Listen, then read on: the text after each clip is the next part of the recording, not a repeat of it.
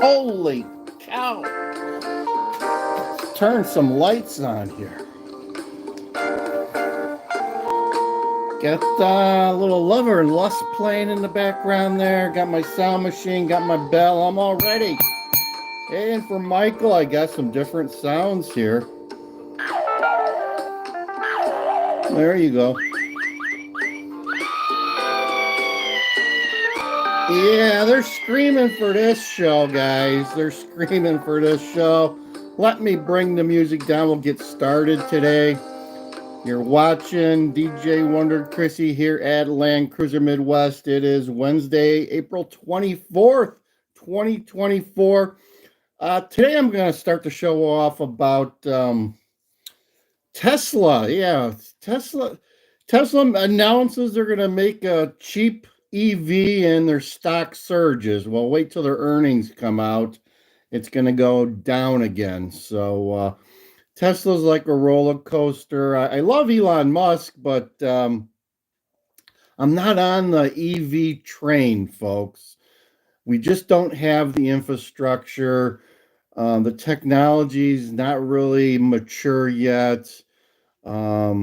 It's overpriced. They look great. They got a lot of bells and whistles in there that I don't need.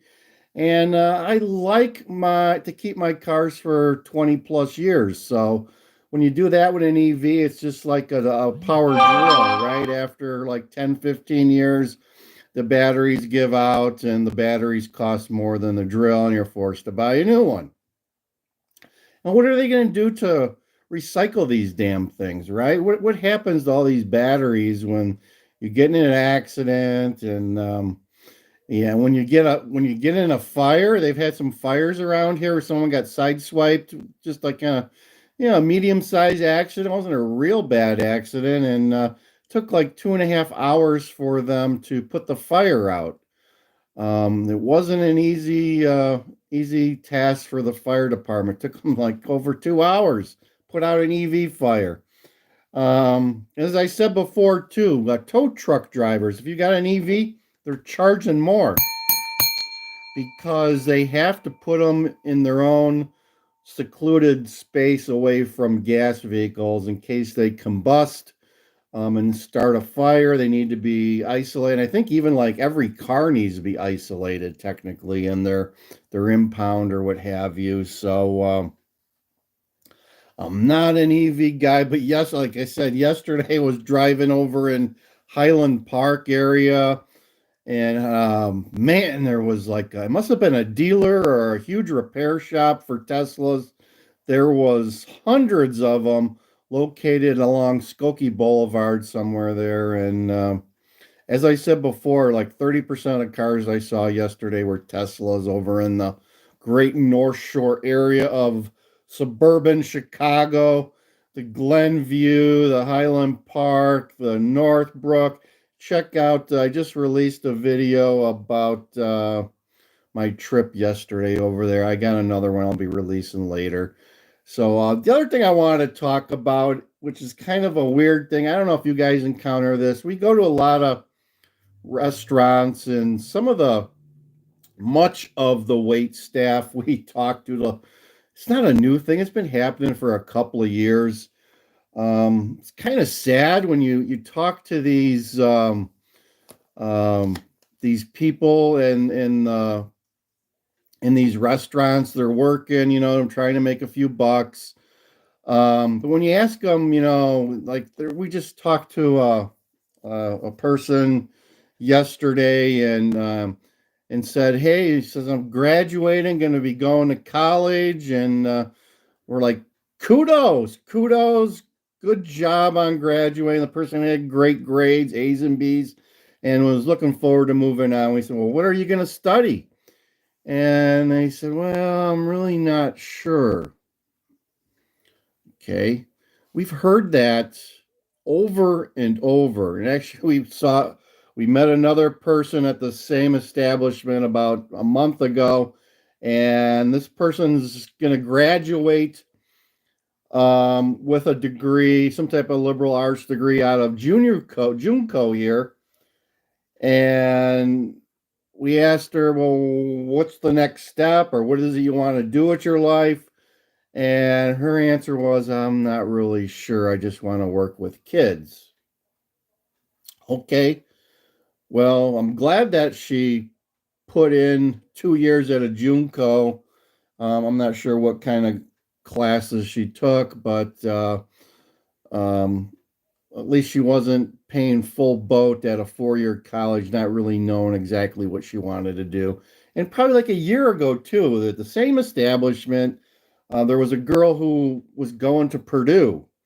Her parents, it was her first year of Purdue, as the summer had come, and we said, hey, she goes, oh yeah, you are you working for the summer and as you're home for college? She said, yes, I go to Purdue because my mom and dad went there.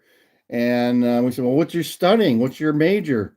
Well, I really don't have one right now. I mean, come on, folks. We live in Illinois. To go to Purdue is like a $50,000, $60,000 a year proposition. This girl didn't really have a major, didn't know what she wanted to do with her life. Wow. Wow.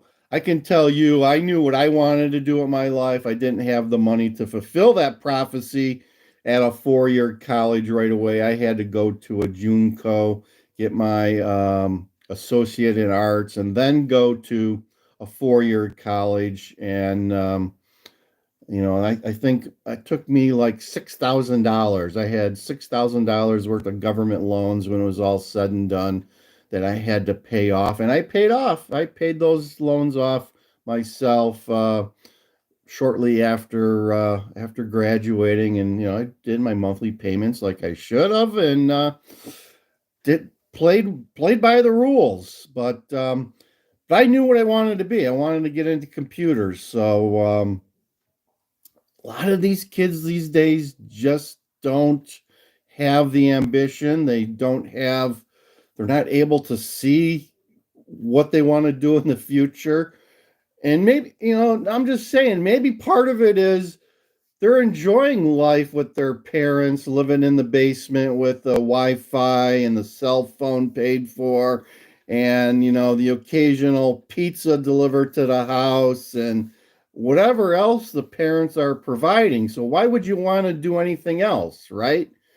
Just saying that could be part of the problem, right? Where their life is so comfortable, they realize, wow, I'm going to have to leave this cocoon and actually go do something for myself. That requires a lot of effort.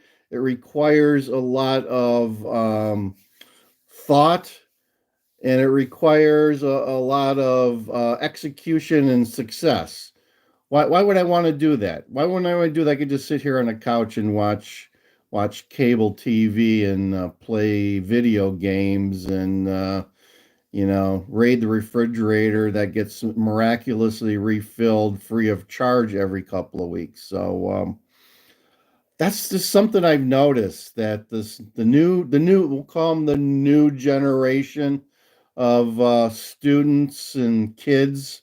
I guess it's the Gen Zs, the Gen Z people. Just don't have a firm grasp of where they want to go in life, haven't thought it through. And this person we saw yesterday, I said, hey, you need to get a hold of your community college counselor. I'm sure they have a test you can take, aptitude test, to tell you what type of jobs you're good at. And maybe if you know some jobs that you're somewhat interested in, they can expand upon that and give you colleges and programs that you can take to make you be able to achieve that goal.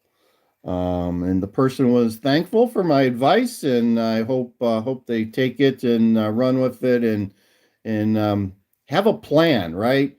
It's just deciding what you want to do, and it's also having a plan. Um, I don't think the kids these days have a plan. They're flying by the seat of their pants like a lot of other people are, right? Too many people are flying by the by the seat of their pants, and it's just time for things break down.